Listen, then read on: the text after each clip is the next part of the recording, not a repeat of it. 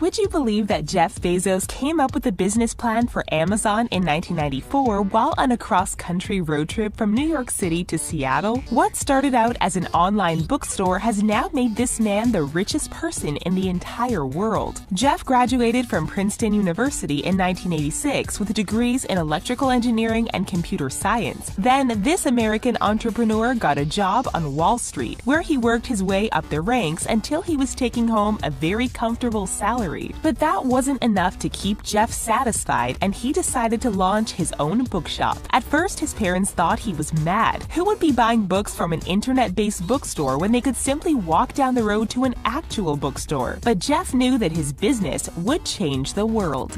Now, this is how Amazon's Jeff Bezos spends his billions. It seems like even though his parents didn't initially believe in his idea, they were still prepared to support their son and help him to achieve his dreams. And their early investment of $250,000 meant that Jeff was able to start his business off right, and that investment definitely seems to have paid off, with a company that has had its valuation surpass $1 trillion.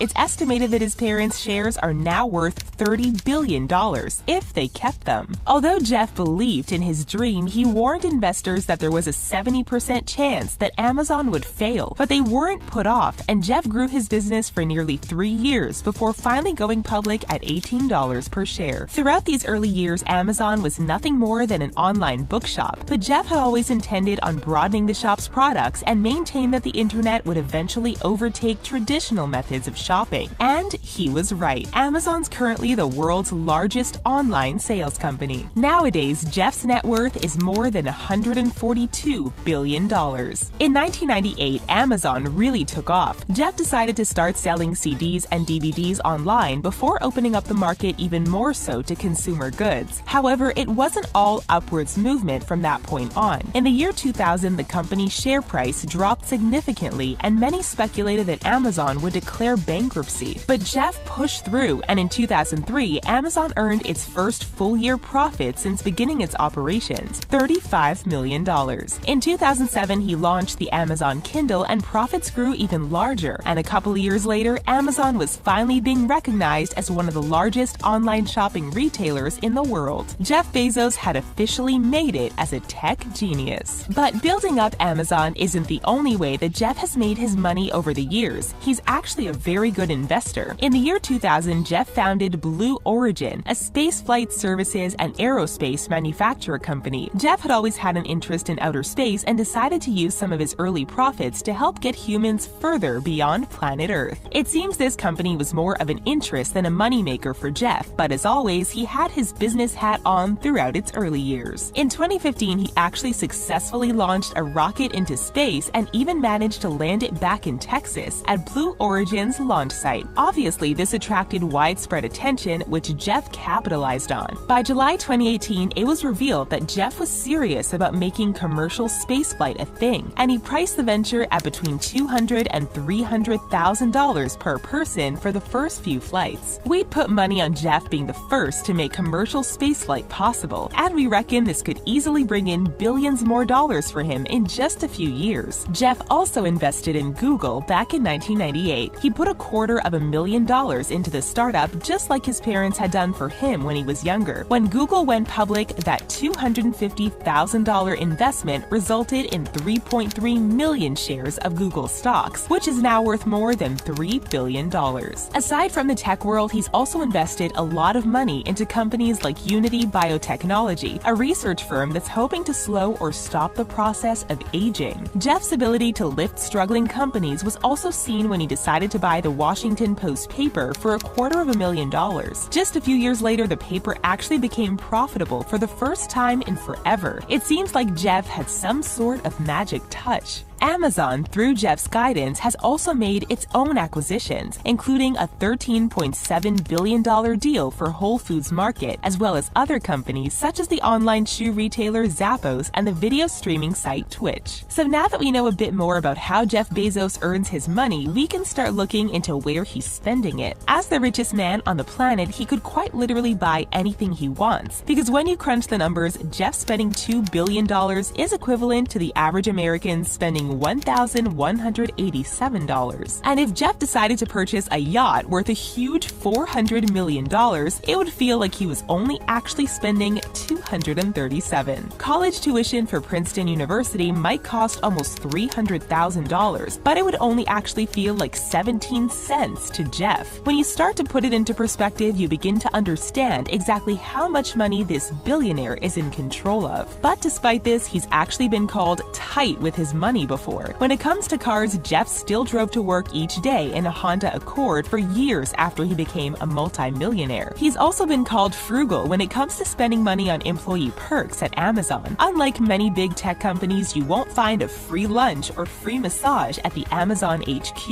Instead, he prefers to spend his money on the likes of property and space exploration. Jeff and his family own multiple oversized estates across the United States, and they all come in at a high price. In the same neighborhood as Bill Gates in Washington, Bezos owns 2 homes, spanning 5.3 acres in total. According to the Wall Street Journal, Jeff spent a cool $10 million for the property in 1998, back when Amazon wasn't quite as big as it is today. The first home is a 20,600 square foot, 5-bedroom, 4-bathroom house with plenty of room for him to relax in. The second is also huge, with 8,300 square feet of space, 5 bedrooms, and 4 bathrooms. And the impressive features don't just stop there. It seems that Jeff wasn't 100% happy with this purchase because the estate underwent a $28 million renovation in 2010. And the outside is just as beautiful as the inside. Right on the shores of Lake Washington, the estate boasts a whopping 310 feet of shoreline, and it even has a boathouse. It's nothing short of luxurious. His second estate in Beverly Hills, California is a Spanish-style mansion that Jeff bought in 2007 for $24.45 million. It has 7 bedrooms, 7 bathrooms, and plenty of other features, including a greenhouse, a tennis court, a huge swimming pool, 4 fountains, and a 6-car garage. House number 3 is right next door and has a modest 4 bedrooms. It also came with an equally modest price tag of $12.9 million. But that wasn't enough to keep Jeff happy. He wanted to buy a place down south in the US in honor of all the time he used to spend there during the summer with his grandparents. Estate number 4 is a 30,000-acre U-shaped ranch in Van Horn, Texas. Before Jeff bought it, the previous owner reportedly spent millions renovating it. House number 5, also in Texas, isn't really a house, but it is the HQ for Blue Origin. And properties 6 and 7 are also both worth writing home about. House number 6 was actually a former textile museum, and it's located in Washington, D.C.'s Kalorama neighborhood. Jeff paid $23 million back in 2016 for the property. It's so historically important that it has a spot on the National Register of Historic Places. Number 7, bringing up the rear, is a collection of condos that Jeff's parents bought back in 1999. Based in the Century Building at 25 Central Park West in New York City's Upper West Side, these cost them almost $8 million in total. It's obvious that Jeff likes to have somewhere that he can call home no matter where in the country he's staying. You might have noticed that the majority of Jeff's properties are pretty spread out across America, and you can bet that Jeff flies privately when traveling between them. Jeff is the owner of a Gulfstream private jet, which he bought in 2015 for $65 million. This plane is one of the fanciest and most expensive in the world, and it can quickly grow in price if there's customizations added to it. But again, that kind of money is little more than pocket change for Jeff. Food is another area where Jeff likes to treat himself, but it hasn't always been that way. Back before Amazon launched, he'd eat an entire can of Pillsbury biscuits for breakfast each morning with added butter. His wife finally stopped him one day and asked him to read the ingredients. Over the next few years, he started to read nutritional labels and improve his diet. Nowadays, he's got the money to eat whatever he fancies, and he's been pictured eating some unusual dishes in the past. On one occasion, he picked octopus for breakfast. On another, he was pictured snacking on iguana. However, that doesn't mean he won't eat junk food like the rest of us. When he has meetings at work, he employs a 2-pizza rule, which means he never organizes a meeting where 2 pizzas couldn't feed the entire group. This is mostly to improve meeting productivity, but we imagine that Jeff will actually treat them to 2 pizzas every once in a while. Jeff's penchant for weirdness doesn't end at the things he puts in his mouth. He also likes to invest in things like the Long Now Foundation, a non-profit cultural institute that is building a 10,000-year clock inside a West Texas mountain. The clock has been in the works for more than than 3 decades and is designed to tick once a year for approximately 10,000 years. The century hand will advance once every 100 years, and the cuckoo comes out on the millennium. It's not your average investment, but Jeff says it's designed to be a symbol and an icon for long-term thinking. The clock is 500 feet tall and is powered by the Earth's thermal cycles, and Jeff has invested $42 million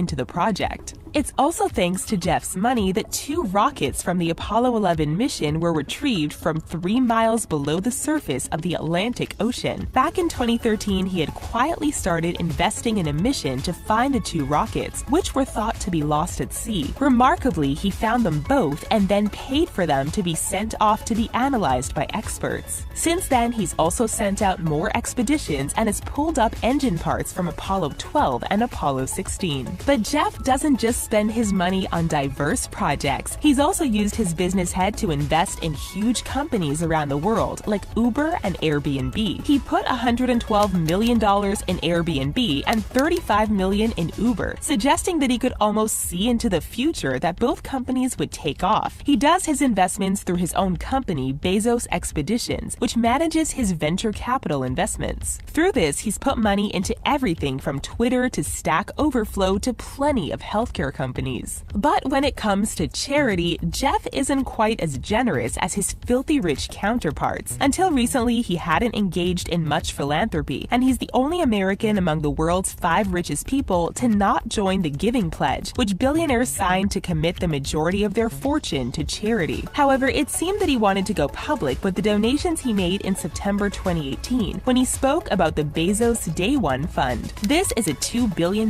fund created to support homeless families and education programs in struggling communities. Previous to this, he's also donated money to Mary's Place in Seattle, which provides shelter and employment training to people who are homeless. Back in 2016, Jeff and Amazon partnered with a charity to turn an old hotel into a shelter for more than 200 family members. But eventually, Jeff called for the building to be demolished to make room for 2 new Amazon office towers. He then donated $1 million to the nonprofit, possibly to make up for demolishing their shelter. He also made a far more significant donation of $33 million to the nonprofit thedream.us, which provides support to children who came to the United States as undocumented immigrants. Jeff claims he did this in honor of his father, who was born in Spain and moved to the US from Cuba at just 15 years old. So it seems that while Jeff has more money than anyone in the world, he's not actually spending a lot of it. Sure, he likes to invest in property and he seems to like fancy meals too, but he's certainly not spending his cash like many of the other rich people that we hear about on the news. We can't help but wonder if he's secretly stashing all of his money away for a space mission that he hasn't yet revealed.